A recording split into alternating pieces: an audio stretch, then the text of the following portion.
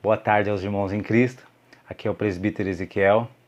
Hoje eu gostaria de conversar com vocês sobre uma coisa que acontece muito na vida do crente. Sabe quando você tem aquela sensação de que você não sabe se algo é de Deus ou não para sua vida? E você está prestes a tomar uma decisão, mas você está com aquela pulguinha atrás da orelha e você não sabe se faz ou se não faz. E às vezes você tem quase certeza que é de Deus, mas algo ainda te prende e às vezes, inclusive, você acabou já de tomar a decisão, mas ainda continua com aquela pulga atrás da orelha e fica pensando, será que eu fiz o certo? Será que isso era de Deus ou não para minha vida? E eu acho que a gente pode falar sobre isso hoje e trazer alguns exemplos interessantes da Bíblia para a gente aprender mais com esse tipo de situação. Eu decidi falar sobre isso porque eu sei que isso é uma coisa que acontece com todos os cristãos e não é sem causa, acontece por um motivo, por um simples motivo. Porque no mundo espiritual, nós não temos visão no mundo espiritual. A gente só sabe aquilo que está escrito na Bíblia, claro, tem muito esclarecimento na Bíblia, e a gente sabe aquilo que o Senhor vai nos revelando através do próprio Espírito que fala ao nosso coração, através de mensagens bíblicas que a gente ouve durante a nossa caminhada.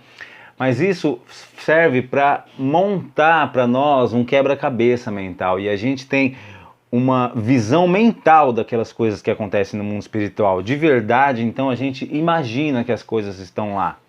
A gente não enxerga propriamente. O que a gente enxerga é o que está aqui na nossa frente. Eu estou vendo minha mão, eu estou vendo meus dedos, mas no mundo espiritual eu consigo enxergar pela fé que as coisas estão lá e acreditar com certeza absoluta que elas estão lá.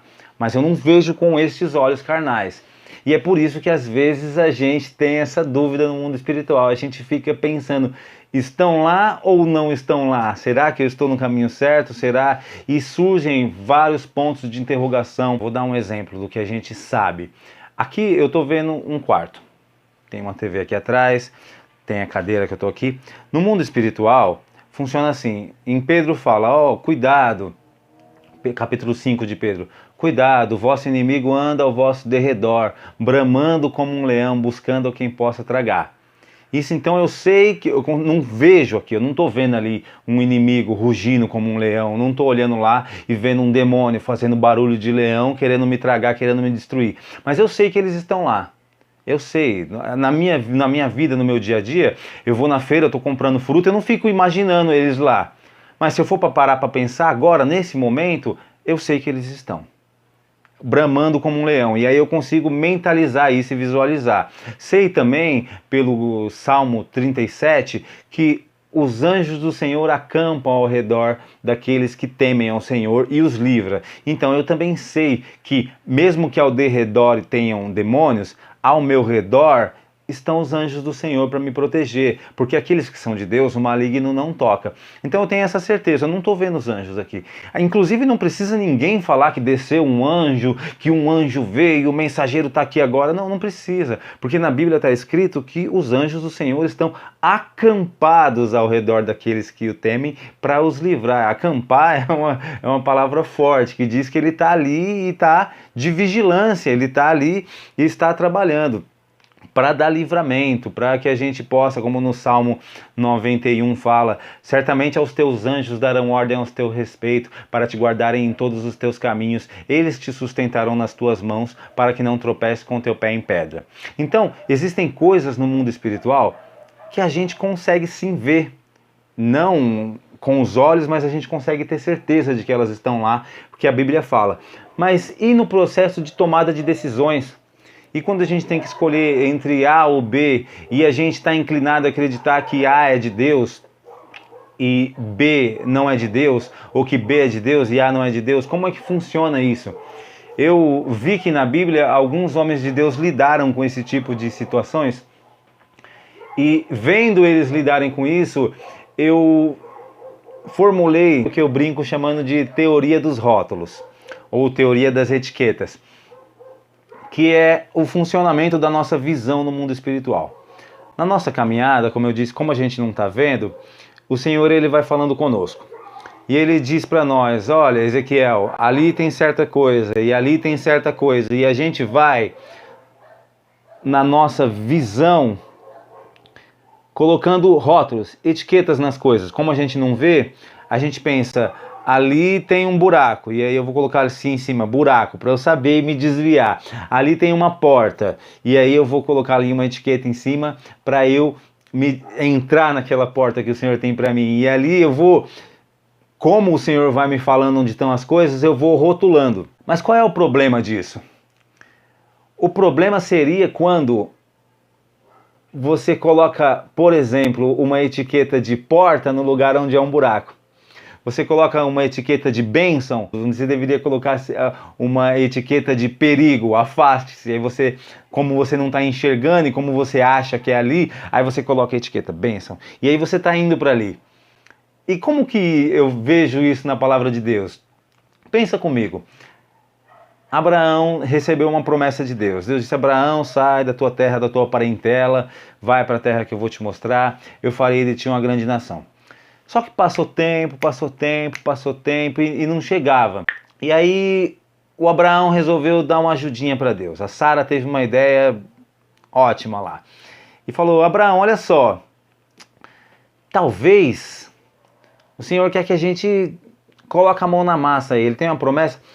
Eu estou aqui interpretando, não vou exatamente essas palavras que está escrita, mas pensa comigo. Sara chega e fala: Abraão, vamos dar uma mãozinha aqui para Deus cumprir a promessa.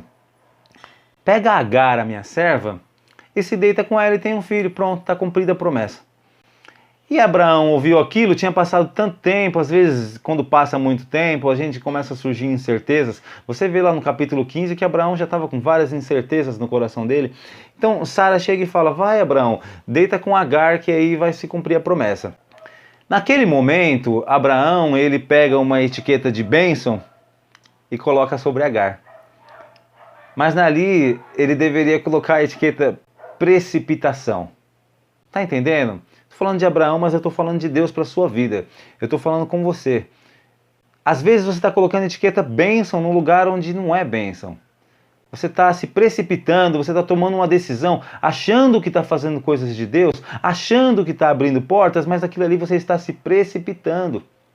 Tem outra situação bíblica muito conhecida.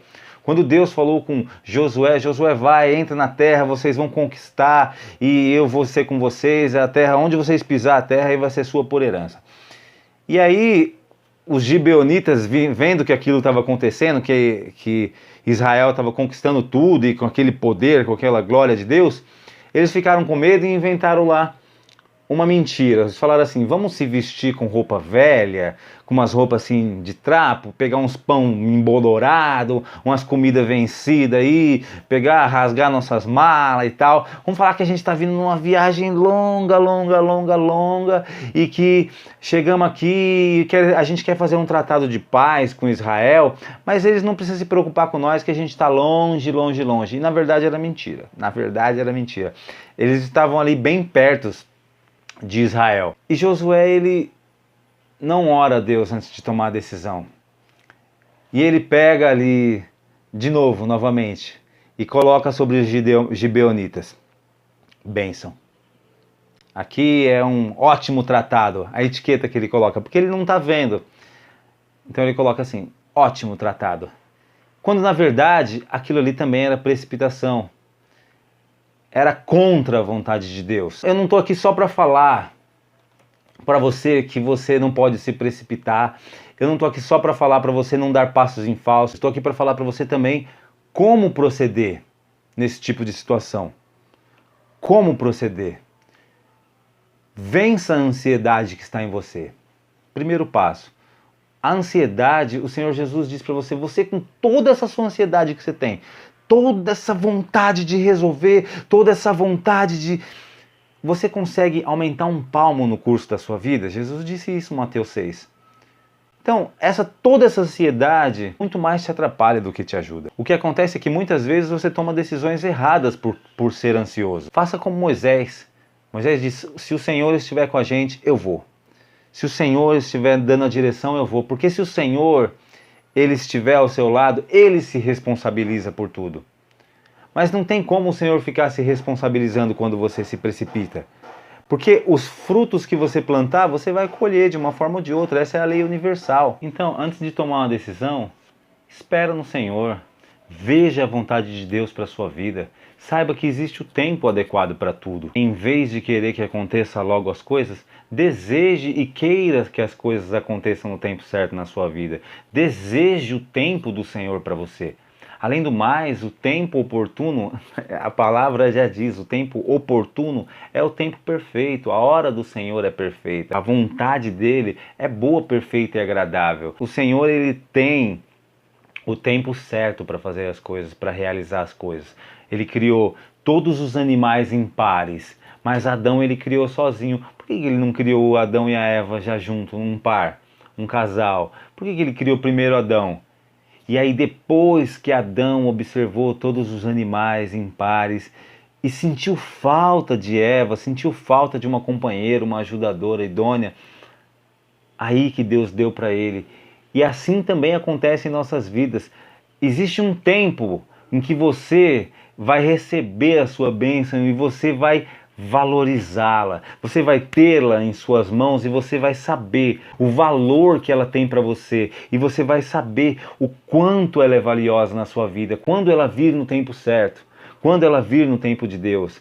Espere que o Senhor realize o tempo dele na sua vida e pare de toda a ansiedade, de tentar criar soluções da sua cabeça, de tentar resolver com as suas atitudes. Porque se a gente quiser colocar as nossas mãos onde estão as mãos de Deus, o Senhor vai tirar as mãos dele. Ele vai falar, você quer resolver com as suas próprias mãos? Eu não vejo Deus impedindo a Abraão de se deitar com Agar. Abraão pôs a mão, Deus disse, tudo bem. É isso que significa entregar o caminho ao Senhor, confiar nele e acreditar que ele vai fazer. É entregar, é tirar as suas mãos. Amém? Então que você entregue o seu caminho ao Senhor, que você confie nele, que você tenha a sua alma sossegada para acreditar que o Senhor está no controle de tudo. Deus os abençoe.